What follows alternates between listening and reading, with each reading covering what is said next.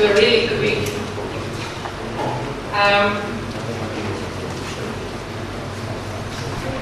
This coming session of the roundtable is very important question. What criteria and rules should we have in place in order to identify the members of the selection committee? Let us keep in mind that the committee will be entrusted with the tremendous task of finding proven Teslas. In the word today, in order to recognize, as I read, through the first Earth's supreme level award, a combination of talent and hard work that can make a significant contribution to improving human society. I personally really think that we are looking here for original minds with unique projects. I would be delighted to, of course, hear your opinion, and that's the topic of our session, concerning the optimal way to structure the selection committee. For me, there are some fundamental principles and conditions that need to be in place for the committee to successfully carry out its mandate. I think that the members of the selection committee should themselves be role models, inspiring others through their ethically sound and scientifically rigorous approach to life in general and work in particular, as well as established reputation of the members of the selection committee would ensure a high visibility and profile of the committee itself. But we need also young people in the committee, young talents with a high value system. The fundamental criteria guiding the selection of members of the committee should be based on the need to have a multinational, multidisciplinary, pluralistic, and independent composition. Here, I have to mention the role of gender balance in the committee. Having an adequate representation of women in the committee will be an important step towards ensuring in real practice and in the general public's perception that women candidates for the prize are given a fair consideration. This is a crucial factor for achieving and maintaining high ethical standards for the operation of the committee. In this context, it's eye-opening to look at some of the statistics concerning the status of women in scientific and research enterprise. And we deal with this topic at UNESCO every day. Globally, women make up only 1/4 of researchers. In Europe, women represent only 30% of researchers and only 80% of full professors. Even if the number of female researchers is growing faster than that of men, the underrepresentation of women in scientific disciplines and careers remains a serious challenge for all of us.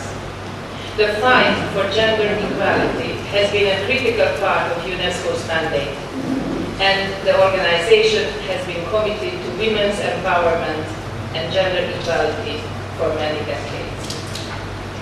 Last but not the least, it's critical that the adopted methodology for the selection of the committee members is sufficiently transparent in order for the committee and its decision-making to remain beyond all reproach. So these were just my introductory ideas, which I was very happy to share with you. And of course, ladies and gentlemen, the floor is yours. Now, what we are talking about is, of course, very well written here for us. Which are the most useful skills a committee member should possess? What mechanism should be used for identifying potential committee members? What should be the ideal composition, size, etc. of the committee? Ladies and gentlemen, the floor is yours. First, which are the most useful skills the committee member should possess? Mr. Brown, what is your sir? Yes. Who just said that Tesla doesn't sound very well in California, right? You just said that Tesla as a name doesn't sound very well in California. Yeah. You know, in our life, Tesla was very important because that was really the first tape recorder we had in Eastern Europe. It sounds very good. Check. That's diversity. I'm sorry, will you recognize me to make another comment? I would like to do it.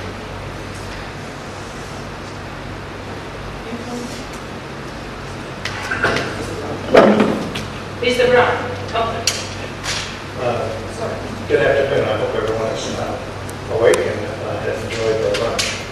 I was on the list to make comments in the preceding discussion, and so that some of them are apropos to the current discussion topic. I like to do what I call word games, which is word associations as a way of exploring concepts. And our task in the past session was the qualities that meet the criteria for nominees. And so I just started thinking of the kinds of things that would represent that kind of an individual. And here are the following list. Genius, of course. Intellect, gifted, brilliant, outstanding, extraordinary, exceptional, remarkable, surprising, outstanding, unexpected, unforeseen, unpredictable, visionary, and imaginative.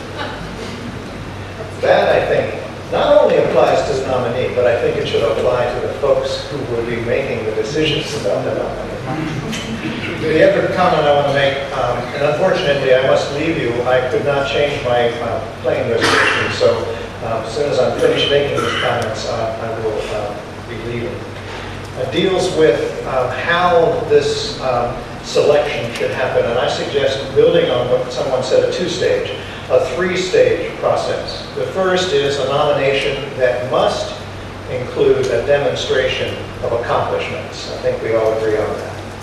The second stage is a submittal of a package by the potential awardee on the transformative nature of his/her future work, if awarded the prize, so that the prize is given for a forward-thinking work project that transcends boundaries. And the third stage is an interview and lecture.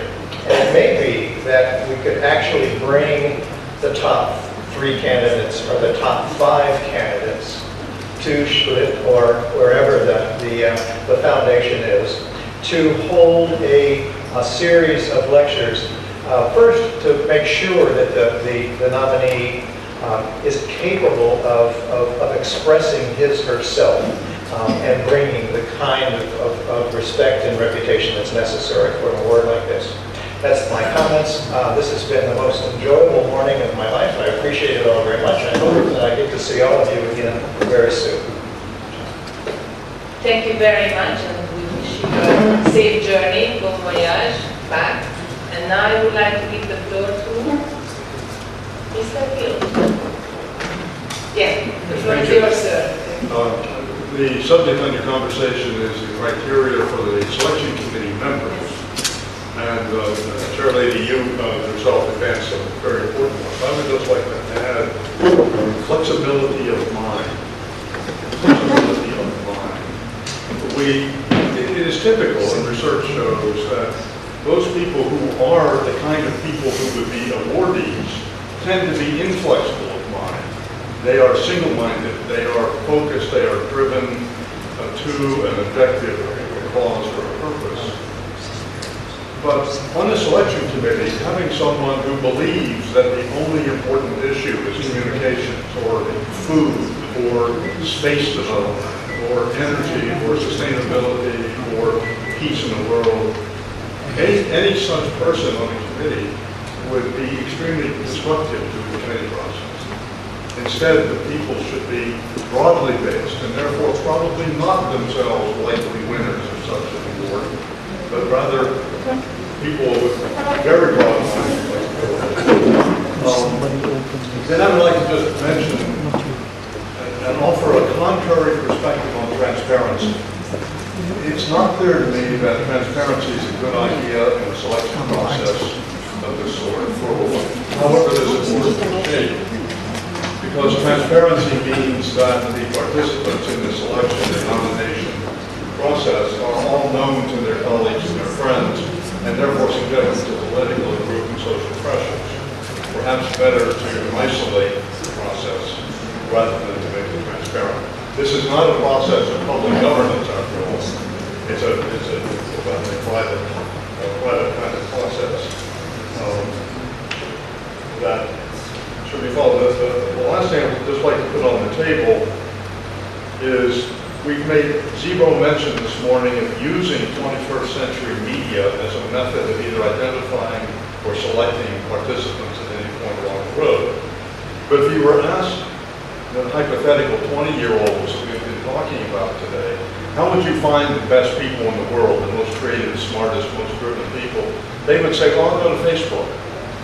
I'll go to LinkedIn. I'll go on the web. I'll do a search. I'll do a wisdom of the crowd something. I wouldn't get 30 old men and women in a room. I would go to social media. So I don't have a concrete suggestion, but I think we have to bring in the possibility that it's really it's an emergent process based on the web rather than a group of people in a room to make a selection. Thank you very much. So you mentioned really the flexibility of mind or the open mind, which is very important for a person sitting in this committee, and you argue that no real transparency is important. I think we can argue on that. I think it is important personally, and that we should really use the 21st century media in that. I would now like to give the floor to Governor Mehta. Thank you, Chair. First of all, let me comment on what Mark Brown suggested were the attributes that a person on the committee should have. Actually, if we look for all those attributes, we will have to find a good genetic engineer to design an individual who will be able to serve on the committee. Be as it may, I have 3 or 4 concrete suggestions which I would like to look in the members of the committee. I think first and foremost for a member of the committee is to have an outlook that transcends disciplinary and geographical boundaries. So the first suggestion is the people on the committee should have an outlook that transcends disciplinary and geographical boundaries. The second, people on the committee must have sound, sustained international experience and association with leading international organizations or bodies. The third, of course, has been mentioned, and I can only reiterate this, people of impeccable integrity, independence, and to bring credibility to the process should also have high visibility in their own right. So we need people not only with integrity and independence, but their visibility will greatly enhance the process of selection. I would have some comments to also make. How do we go about identifying potential committee members? And I would like to suggest that we should have a mix of people, some, as I mentioned, with association with international organizations, but we should also have a mix of people from academia, from corporate world, from NGOs, and so on. We can discuss about the possible numbers which will be involved, but I think it's too premature to talk about. Thank you very much. Yeah, as we just already talked about at the beginning, that it's very important that it's a transboundaries exercise that we are talking about, and obviously to be a role model, to be visible already on his or her own right is also very important. And of course, it has been already mentioned the independence and integrity of the person itself. I just would like to give the floor now to Professor Weiler, because our computer broke down. Probably Tesla could do something about it. Long live the 21st century. Yes, Professor. Thank you. you very much for having the word. So, it's personal remark. I am allergic to all the superlatives which have been used that these people should have. This is, to me, completely nonsense. Yeah? So, even coming from famous business schools or famous world institutions, most of them are part of the problem we have than rather the solution. Yeah? So I want to give names, but that's reality. So as to the profile, which is the question, and in my first remark I made in the previous sessions, that we should find, I don't know how, but we should find people which are independent, are not prisoner from the system in which they operate. This is not easy. I certify that. But we have enough people with systems that one of the problems we face today. Yeah? And so, and the media listen to what is said, to the systems. And we are on the way. So I think if that is not to try to get out of it, that there will be not an appropriate committee to judge and to attribute someone and honor someone who needed unless what I have suggested. So thank you. Professor, if I may, I just would like to clarify. So we don't need, according to your ideas, we don't need these high-profile personalities because they would just be trapped to their company. So what are the attributes that we are looking for? What are the attributes of the people we are really looking for? Well, I mentioned you didn't like the word you referred to Nobel Prize. I do agree with you. However, I mentioned the existence of an alternative Nobel Prize attributed by a Swedish colleague. Sutton, I know him, he gave a talk in Brussels, etc. So there are people, they gave the parallel Nobel Prize. They have the profile, I think, yeah, that type of profile. There we find some inspiration. They have not been recognized. They are not in the system. Yeah. And so I'm thinking about sustainability and others. So we have to talk it as far as I could understand. So there we need guidance. We face the Earth, humanity, humankind is facing terrible problems. And if we have to try to anticipate on those who provide solutions. But we have to recognize, I think, that we are running against the wall with the systems we have. Yeah? So, I don't know if I am clear enough, but so we have to be anti-system and find people. There are people, I think, but we have to be sure that we look to the right way. Thank you very much. As I'm planning to run this round table, we have got 3 points, and we would like to spend the time with each point, not mixing them, because these are very clear questions. So at the moment, we are really talking about the sort of most useful skills. And our next is Dr. Skuridis. Yes. Thank you very much.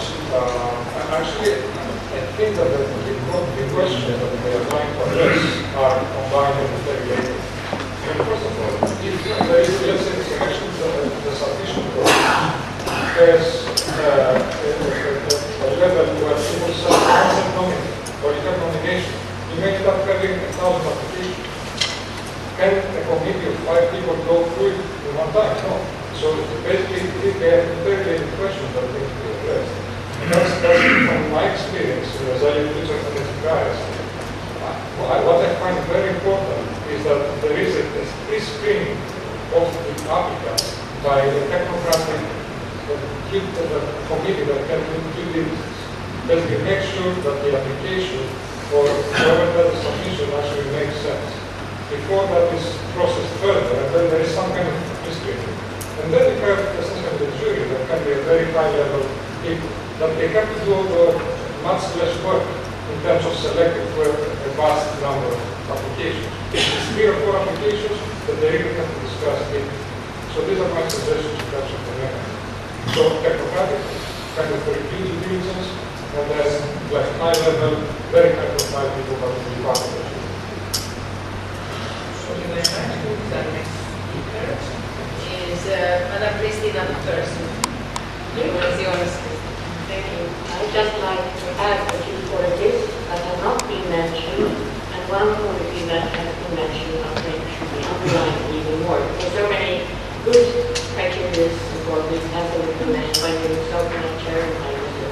and others. And what I'm thinking of is what's called the lateral thinking.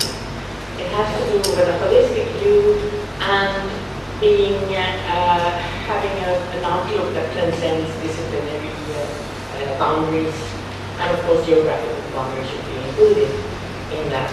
But lateral thinking, holistic view, I think is important. And that this person that sits in this committee, also he or she is by her his living contributing to the change that the prize or the award is trying to achieve.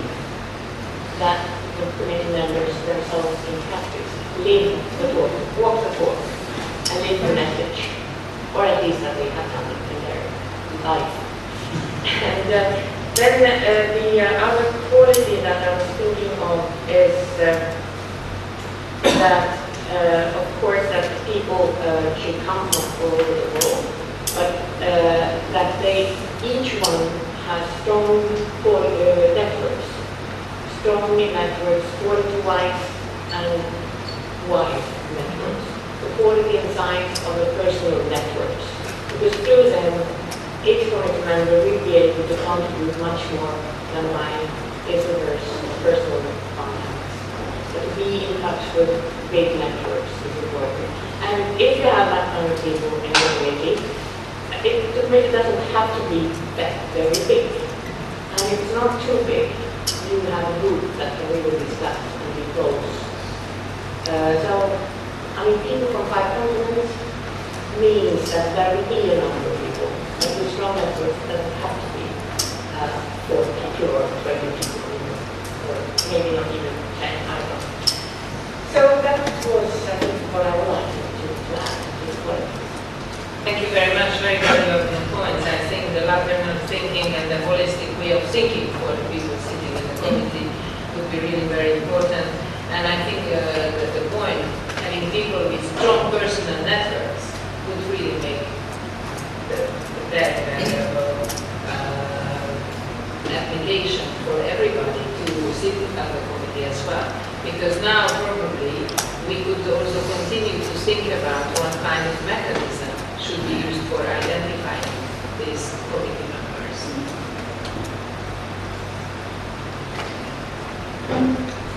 Yeah, Monsieur Joutin, the floor is yours.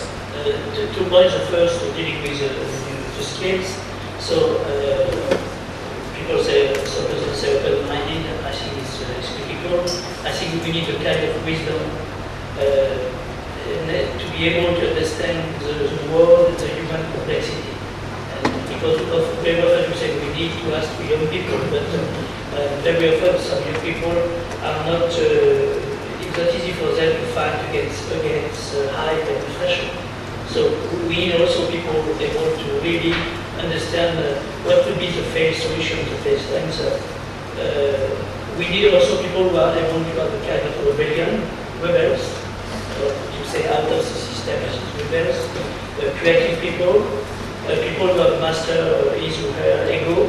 So obviously nobody could really answer to that. So the problem is not to have a Superman and woman, but to have a mixture of different skills into the committee.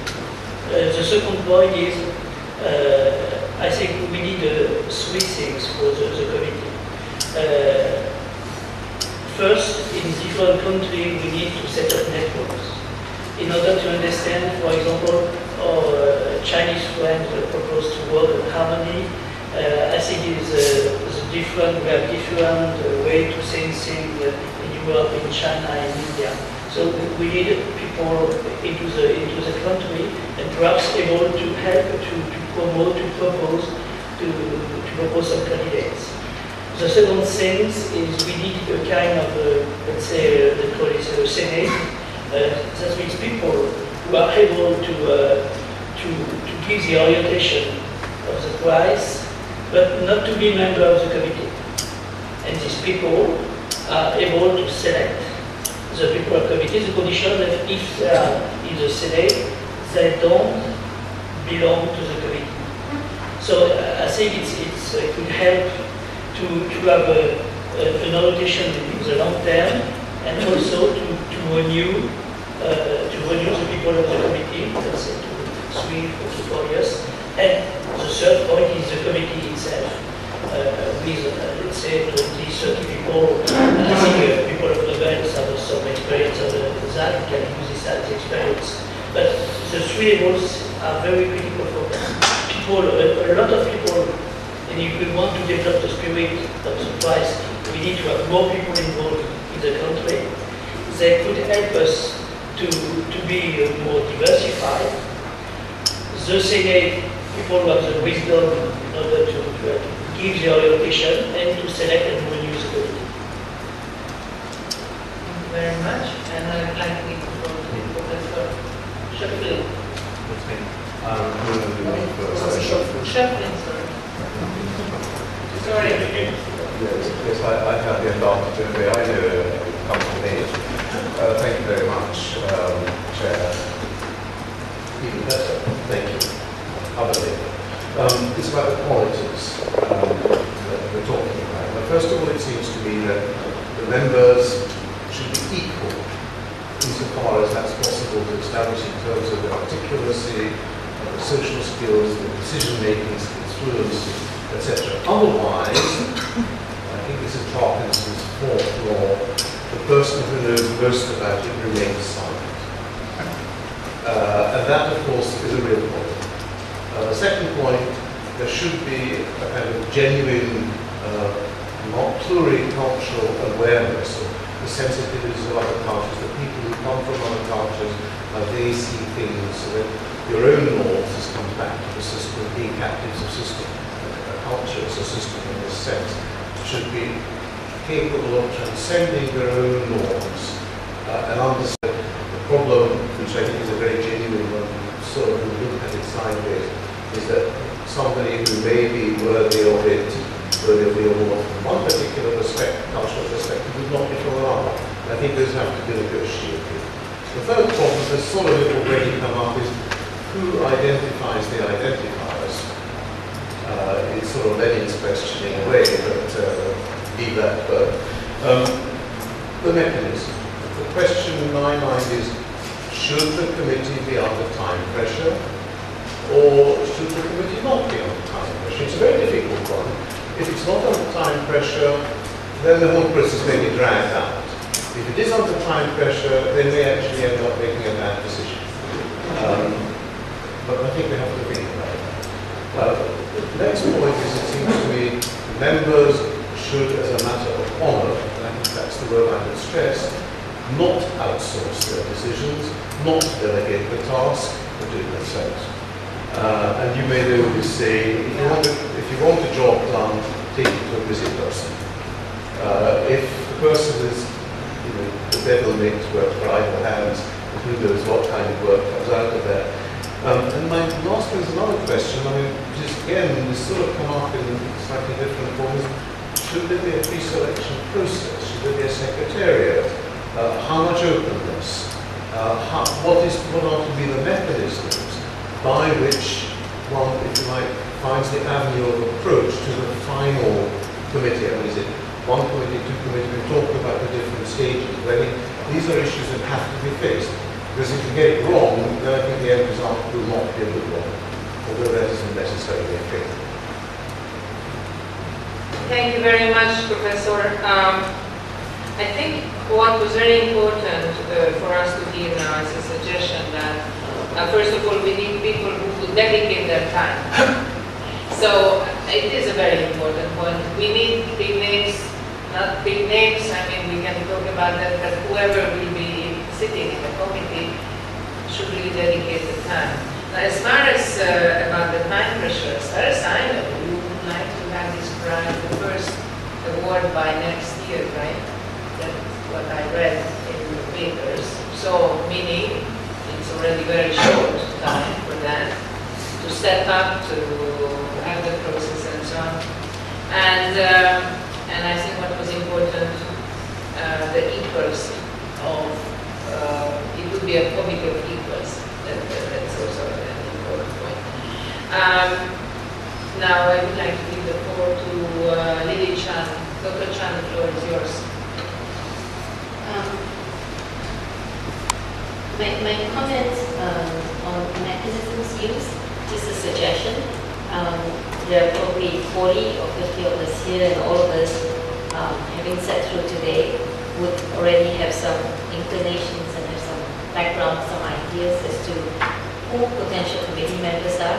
One way is use this mechanism of the people already in here to suggest 5 names each. And that would expand the pool of potential committee members. And of course, a lot depends on whether you have 1 committee or 2 committees, because I think the minute you start to announce this, you're going to get hundreds of applications and hundreds of suggestions as to who this prize could go to. So use our networks first, and of course social media is another one, but I'm a bit concerned about social media because social media, as we know, has its pluses and minuses. Can I make a comment on the composition? Yes, please. Since you were going step by step, Madam Chairman. Okay, I guess I can say this since I'm a woman. I think while we need to be aware that there needs to be proportionate representation from women on this committee, I think we should not do this because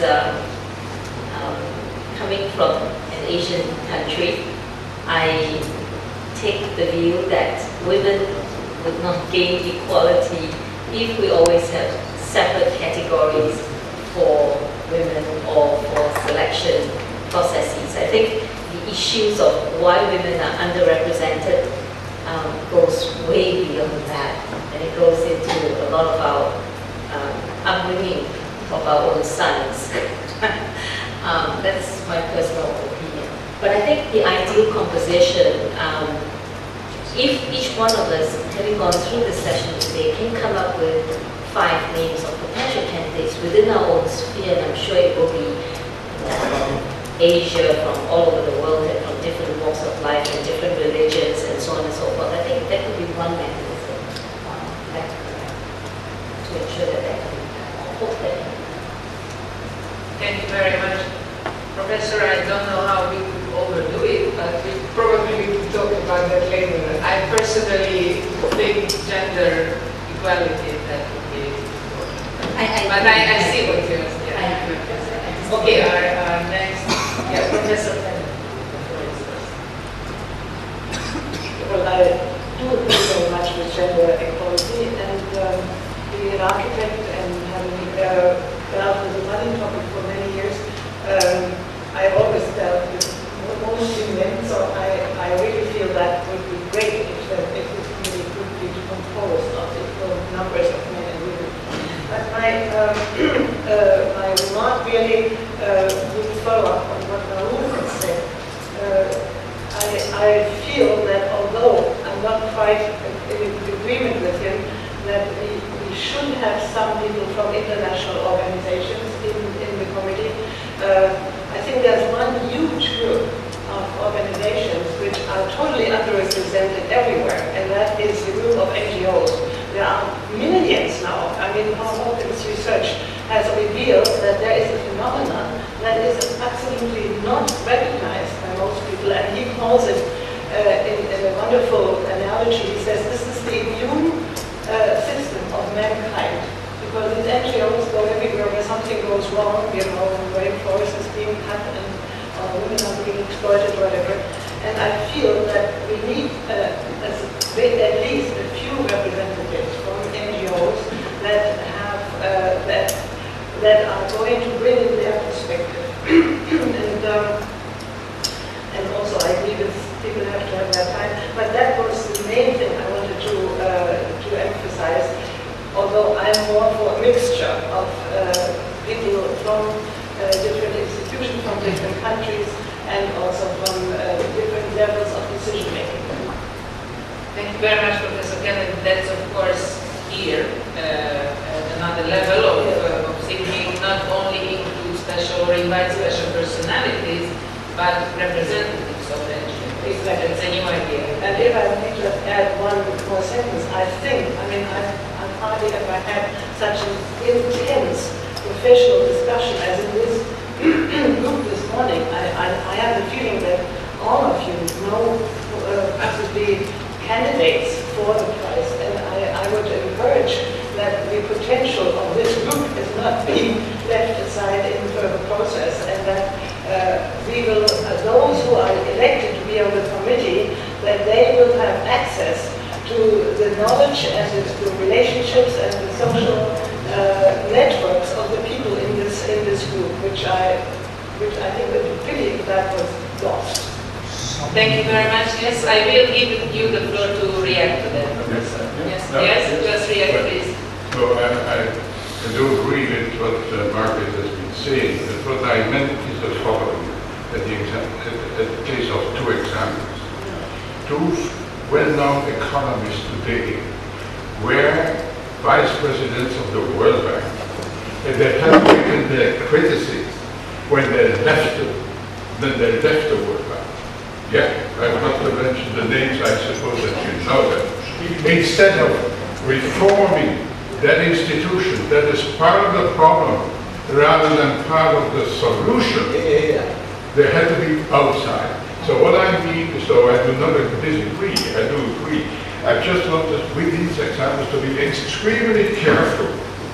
If you have a representative and having the voice of that institution, then you are on the wrong side, I think. But, so that was my comment. Very good point, Professor. We need outsiders, insiders. Okay, and now I give the floor to Professor Jurovic. The floor is yours, sir. I want just to say that a second item, who is identifying potential? The person who is getting money. Simple as that. He can have advices from us or from anyone else. But that's a simple rule. So if that's Mr. Yusuf, then he's going to identify, or he's going to employ someone to identify personalities. We don't have to, we can suggest him certain solutions. That's first issue. Second, That's why we are here. Yeah, no argument about that. That's fine. A second issue, I fully support what I heard from a friend of mine. I used to live in the society where everything has been decided on the principle of representatives. So that was a button to avoid responsibility.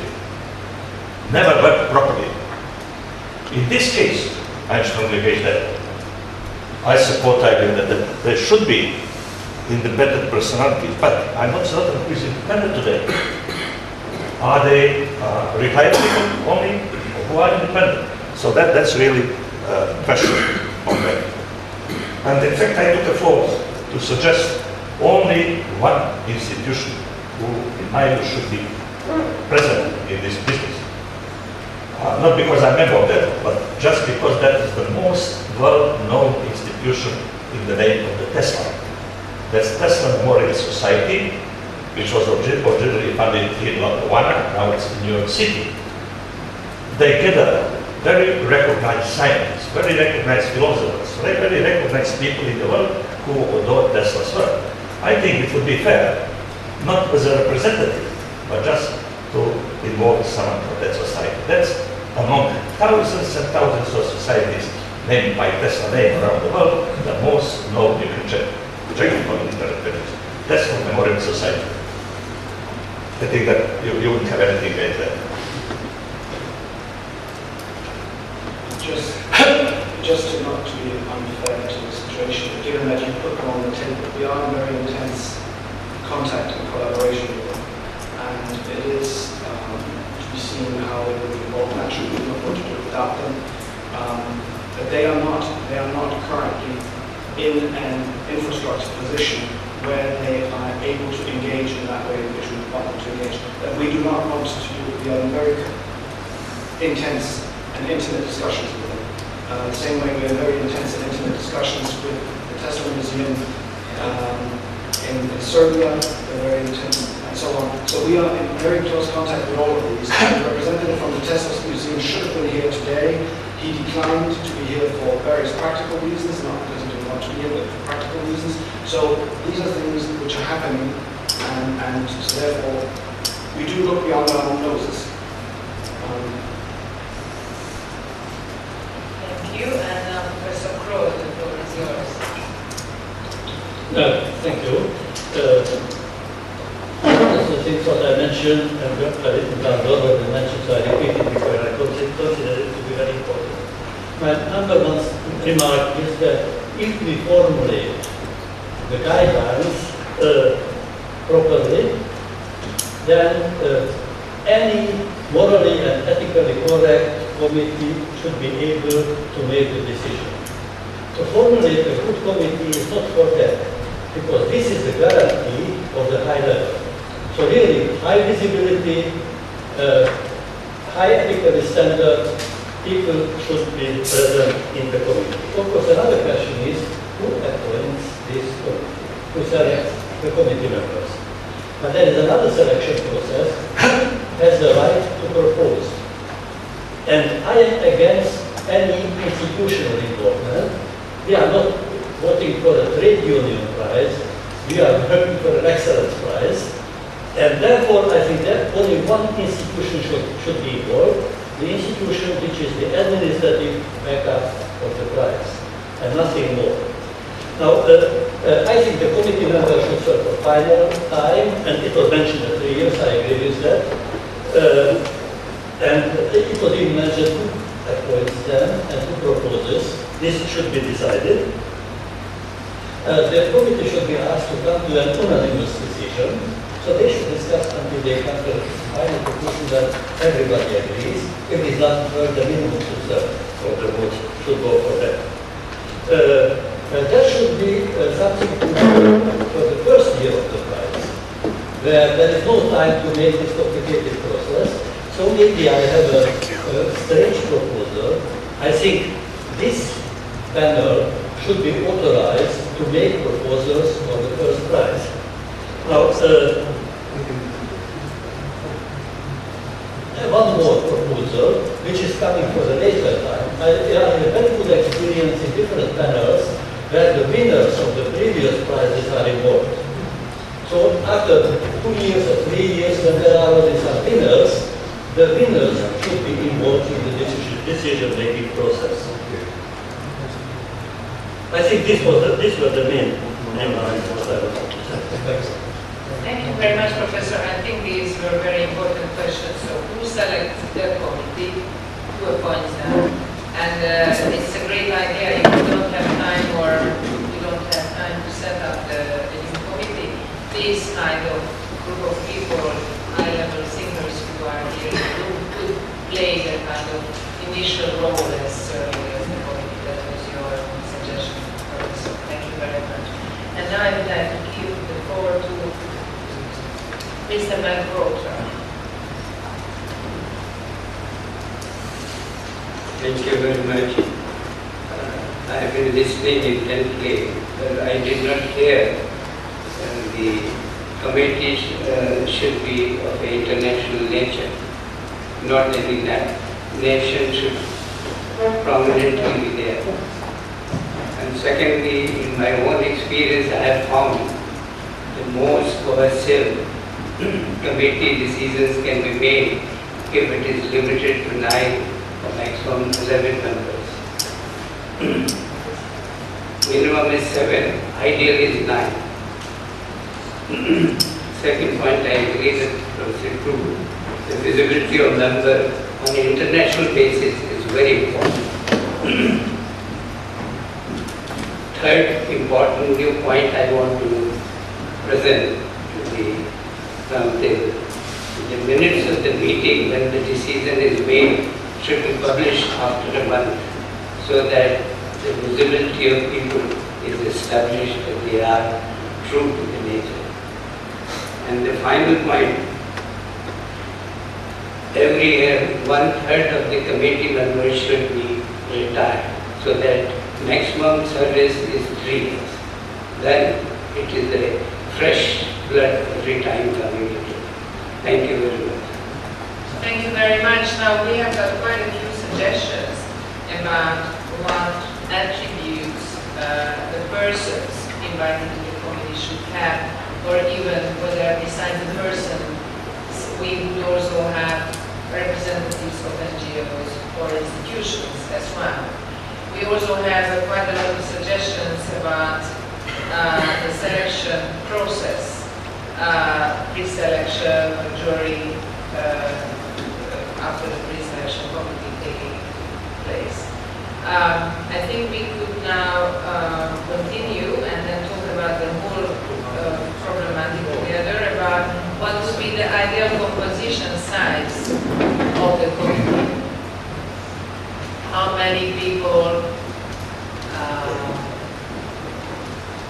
how big it would be. I heard one person said 10, or another one said not more than 8, or my understanding was, Professor, that actually we talked about the international approach of this committee. I mean, I heard many people talking about that the regional representation, meaning represented, this committee should be represent the whole world or the kind of regions.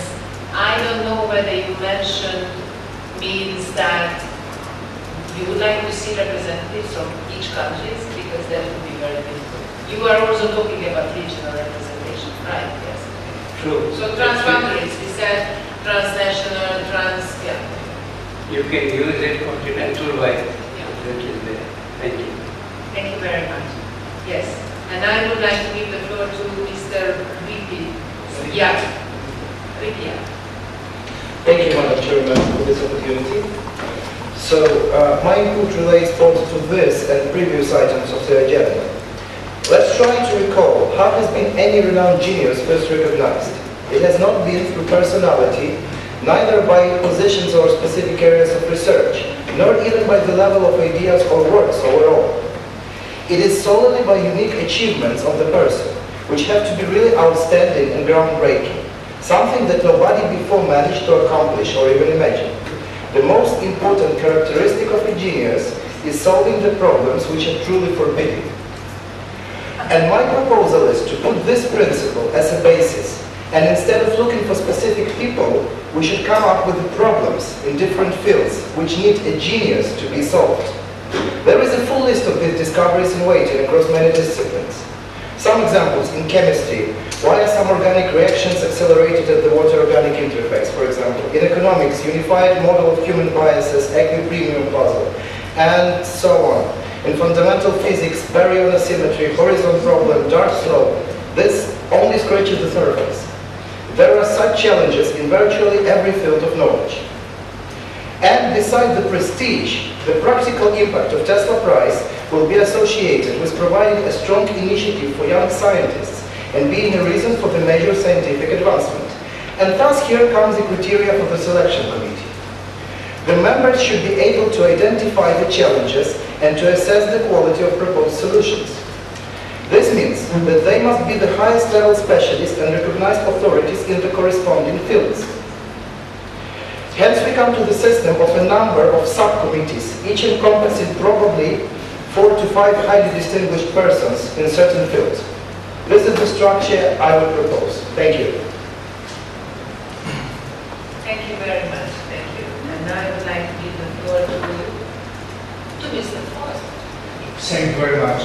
Having been working with committees the whole of my lifetime in the European Union, I would like to ring the bell. We are now building an elephant with 6 legs, 4 noses, and probably the tail of a crocodile. What are we looking for?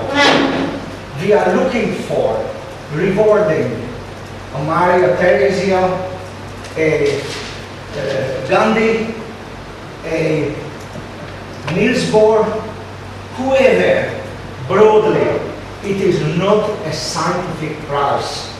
It is a prize to reward somebody who is working for the human society. So, those important issues are what you mentioned, excellent, and all duly fall under the Nobel Prize. We are not looking for the Nobel Prize. We have to keep in mind Niels Bohr, Einstein, Maria Theresia, Gandhi, all those, would they be able to be identified, or they will fall out for whatever reason, number one. Number two, we need, and Madam Chairman mentioned it even several times, that the first prize should be given next year. So we have less than 12 months. So we should not build a monumental instrument which becomes first operational in 5 years, and the instrument will work for the sake of instrument.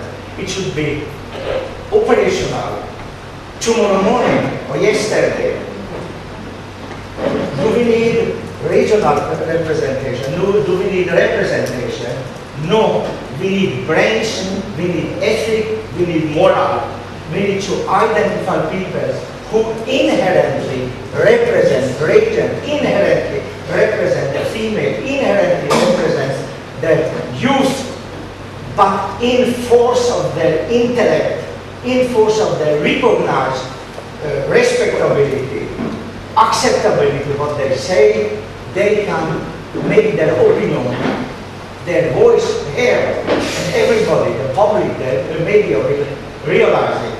So, having been responsible for running committees, and the running committees, Madam Chairman knows better than anybody here, is unthankful. It is impossible, because when you have 3 people in a committee, they have 6 different opinions. And you need to have the common denominator, the consensus. I would like to give you an example, and I am privileged because the gentleman is just sitting here, and this is what I have lectured on several times. I recall when the European Union identified probably 12 outstanding people to carry out the evaluation of multi-billion program. Great responsibility. Former minister, director general, all top people, and somebody who is sitting here, my friend, Dr. Majo, was the chair. And when the commissioner went out, after he told ladies and gentlemen, welcome, I'm happy that you accepted the task, he went out and Mr. Majo listening to everybody, playing the music, and okay, well, listen, I'm a politician, so what is our conclusion from this? Conclusion, that we have a whole year to work. No, I'm a politician. Please, I need your conclusion. And they agreed on to identify 3 conclusions from this 1 year work should be recommending the European Union spending 3% on research and innovation development. And not 3%, more than 10 years after, still, and everybody speaks about 3% in context of everything, there are academic presidents who made lectures on. I was sitting there when he explained that this is a scientific, it is so important, and the scientific was in the head of Dr. Majo. So I am asking for a little bit pragmatism. We have to move forward. Let's do it in an implementable way, but with all the high ethic and moral responsibility what we have, and all the intellectual accumulated knowledge which is within this group. I'm sorry I misused my position as being sort of behind the same chairman, but please bear over with me. Thank you for your attention. Thank you very much. We understood. We listened carefully. Okay, I'm joking. Thank you very much. I give the floor to Dr. Stein, please. Thank you. I've done some research on the function of committees and evaluation and decision making, and it goes back many hundreds of years. If you want the optimal size for a deliberative body, it requires a greater number of people.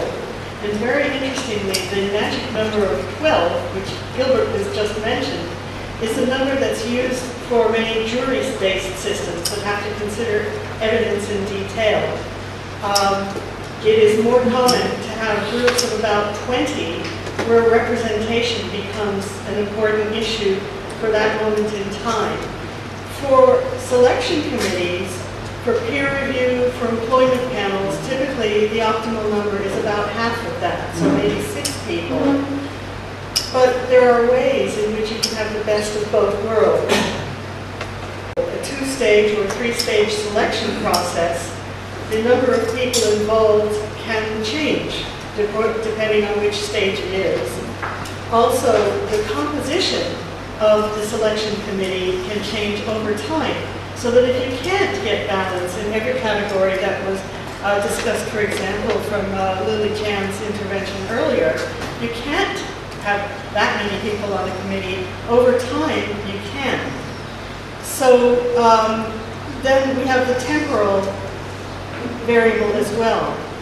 What I'm thinking now, in very pragmatic terms, is we have an astonishingly large group here. It's over 40 people. What we're able to do here is remarkable, but it can only go so far.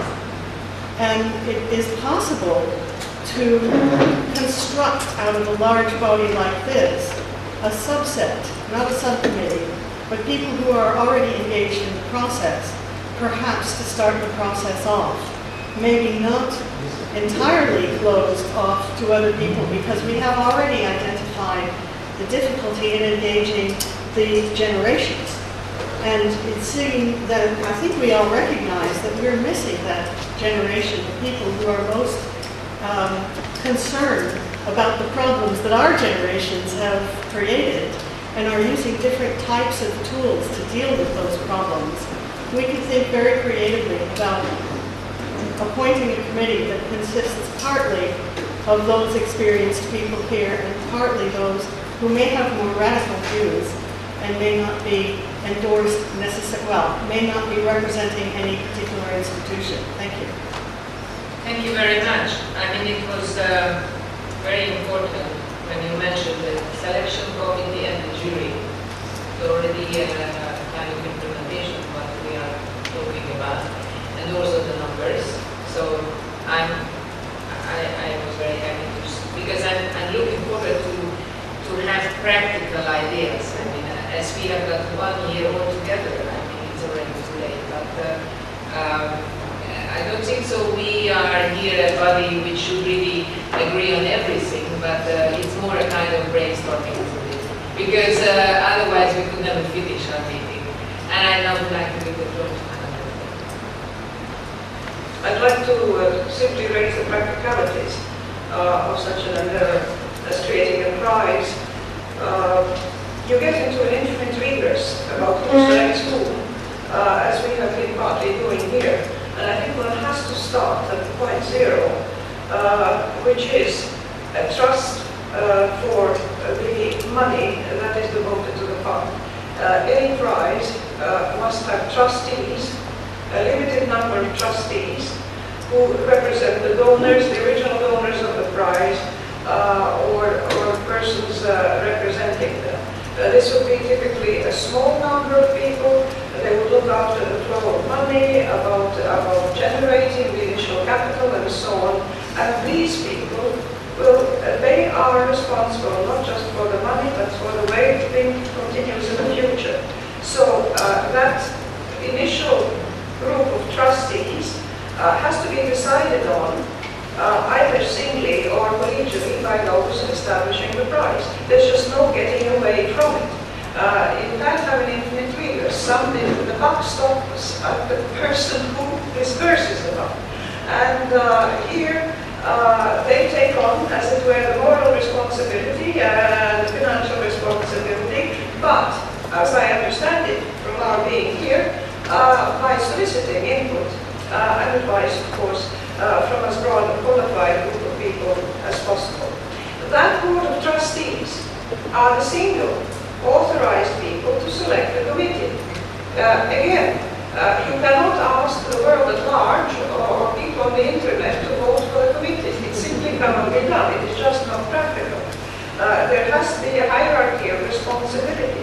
The Board of Trustees must have absolute authority to pick who they choose. And again, they can happily listen to inputs, advice, suggestions, what have you, from a broad source as possible, but they will have the responsibility of picking these, and then as the years go by, hopefully, the institution will build up a database of potential candidates, both for the committees and for the prizes. It's an ongoing process, but you have to start somewhere. You have to get the machine moving. And the machine starts moving first with the Board of Trustees, and then the Board of Trustees selects the original committee. And the committee then can continue establishing the lower level technicalities as to how to go about making the selection.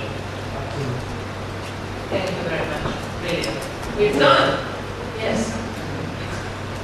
No? Yes. No, first, sorry, Minister Mayo. No, we have 5 minutes. Thank you, Madam. I wanted to make 4 contributions, and you will not be surprised if I tell you that the contribution will be very much on the line of the intervention of children and Madam President, because I fully agree with this. So the first contribution, somebody on the several asked who is going to select or to appoint the committee. The committee should be appointed by the organization that is creating all this.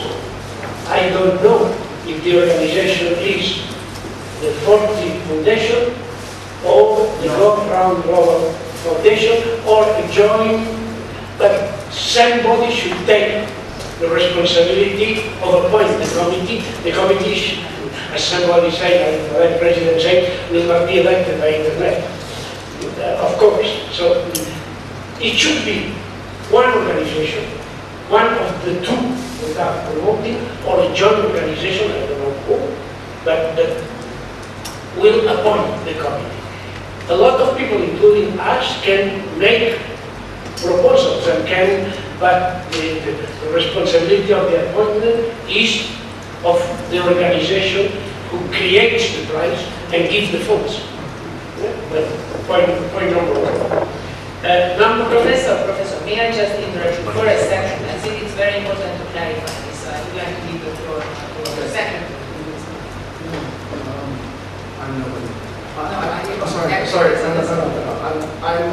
I can just clarify this. Again, on the risk of being fired. How does this idea is, I'm not mentioning his name again, each time the salary is decreasing. The idea is that a new organism be established which will take care of us.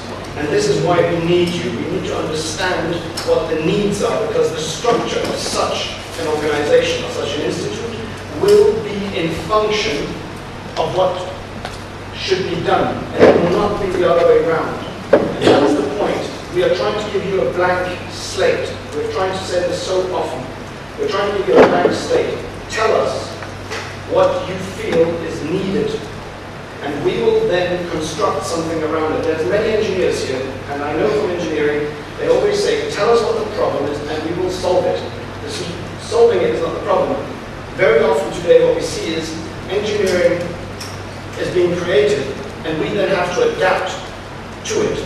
We're trying to get back to originality. So that's what it is. You have a blank slate. Play with it. Thank you. Thank you very much. I think that was very clear. So there will be a body. There is a body. We don't know exactly, but there is a body, and they will select. Okay, thank you, madam. That was my first most basic one. I don't know which one, but we need to. Second, about the selection committee. My personal approach is that it is clear that a number among 10 and 15 is always a good solution. Less is difficult, much higher is difficult to manage, and that's very related with representation. We should not magnify the need of representation in the sense that everybody should be represented. No, everybody will not be represented. In order to have everybody represented, we need a selection committee of 80 people. So as much as you reduce the committee, you need to be more careful about representation.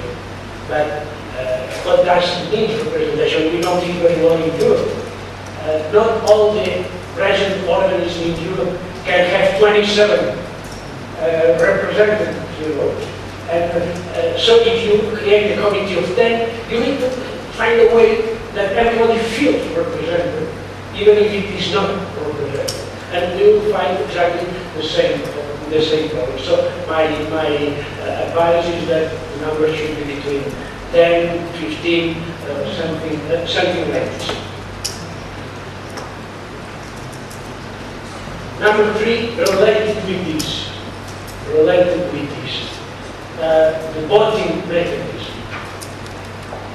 I am against unanimity. Unanimity is a collapse. But also against pure majority. So anything that is not unanimous should be approved by an important majority. That's something that will be worked upon, but I will be out of just a simple majority, the democracy, the pure democracy. If there are 12 and that's 6 by 6, the chairman should not have the final vote because it's just. But if there are 12 persons, if there is one that is not in agreement with the majority, 11 out of 12 or 10 out of 12 is a good output of the committee. So I would say by a consistent majority, not even not 51, but consistent majority. Consistent. And then my fourth point, all the elements that we care about representation, about plurality, most important than in the committee should be on the mechanism pre-committees decision. So who can make presentations of candidates, how these are elaborated by the organization. So all this part is the part where a lot of work is cooked. You know, an important part of the elements are cooked before the final selection committee, and I think that we must be very careful about that process that is before. If the committee is a good committee with people that are with all the characteristics that you have defined several times about the persons, I don't care about the representation in the sense that everybody is acting on his best way. But all the mechanisms before this happens are more tangible and should be taken into account. Thank you very much, Professor.